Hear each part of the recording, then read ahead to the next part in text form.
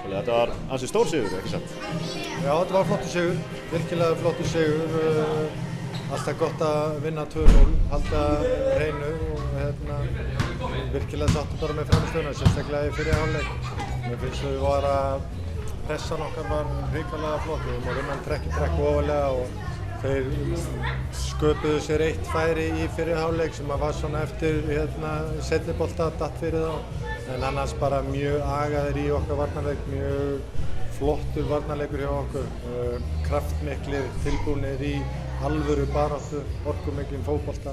Þannig að ég virkilega sáttur með frammistöðuna. Og síðan þegar Káringar voru að ógna í seinni hálfleik, sterkt að ná að halda þeim í skefjum? Já, mjög. Það er náttúrulega rosalega mikið orka sem fer í þessa leiki og ég held að bikarleikurinn hafi dálítið setið í okkur undir lokin og svona mómentina leiksins sem að fannst ekki falla með okkur dómgæslan. Ég ætla samt ekkert að tala hana þannig séð, en bara, þú veist, menn lögðu allt í þetta og sást á vellinum og við sættum okkur alveg við að droppa aðeins niður og verja markið okkar aðeins neðar og það gerðum við í seinni hálfleik. Við gerðum á 70. mínútu gerðum við skiptingu og færum okkur í 5-manna vörn og það sköpuðust einhverja hættur þarna hjá þeim en engin alvöru færi þannig að virkilega sáttum með þetta. Bara svona kalt mat, hvar fannst þér leikurinn vinnast? Hann vannst á þeirra vallarhelmingi fannst mér, í pressunum okkar. Seinni hálfleiknum unnum hann ofarlega, þannig að á þeirra vallarhelmingi fannst mér að vinnast og bara í hugafarinu hjá leikmannum okkar. Þeir voru frábærir í þessum leik, bara hvernig þeir voru front-footed, þetta voru maður og mann þegar við settum hápressun á það, þannig að virkilega flott að ná þessu sigri. Kannski svona fyrirleika voru helstu fréttirnar að Eiður Gauti var á bekknum og Stefán Árni var í fremstur hjá KR, kom það þér á óvart?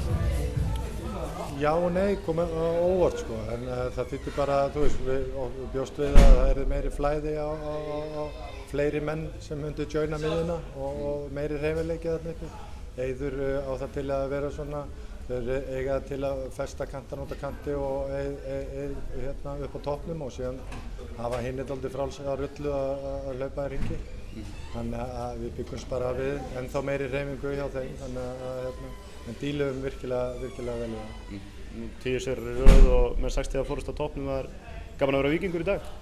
Já, virkilega gaman að vera víkingur í dag, það alltaf gaman að vera víkingur. En það bara nóg eftir þessu móti, við getum ekkert verið að tala eitthvað, þú veist, að við sem búin að hlaupa með þetta. Það eru fullt að leikjum eftir, við munum bara í fyrra, við vorum 5 stigum á eftir toppliðinu þegar 9 umferðir voru eftir, endum á að vinna með 12 stigum. Þannig að við erum langt frá því að fara að vera að horfa í töfluna eitthvað núna. Við erum aðeins að horfa bara í frammistöðun okkar og geta haldið þessu áfram stöðuleika. Við erum búin að sýna frábæran stöðuleika í þessum leikjum.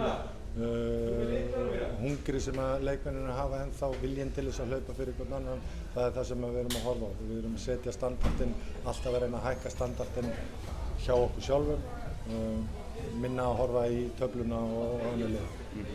Ánægjuleg bara tíðindi að fyrir Víkinga, Kalli og Gylfi er framleidd í dag? Já, bara geggjað að halda þeim.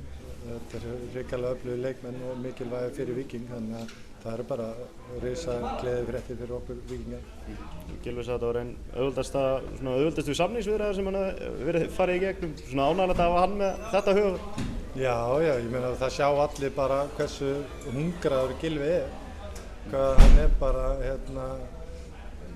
hungraður til þess að halda áfram og gleðin skína á honum í Víkinni. Hann er bara kominn á góðan stað sem hann líður vel.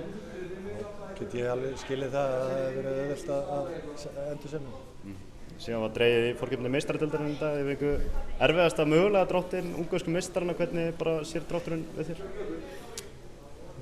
Klárlega ekki drátturinn sem hann voru búin að dreyma en ris voru ris, nú erum við búin að draga þetta á móti þeim og þá er bara að horfa á þetta með jákvæðum augum. Þetta er bara hörku andstæðingur sem við getum farið að mæla okkur við og við höfum mætt hörku aðstæðingum áður í Evrópu og gengið vel.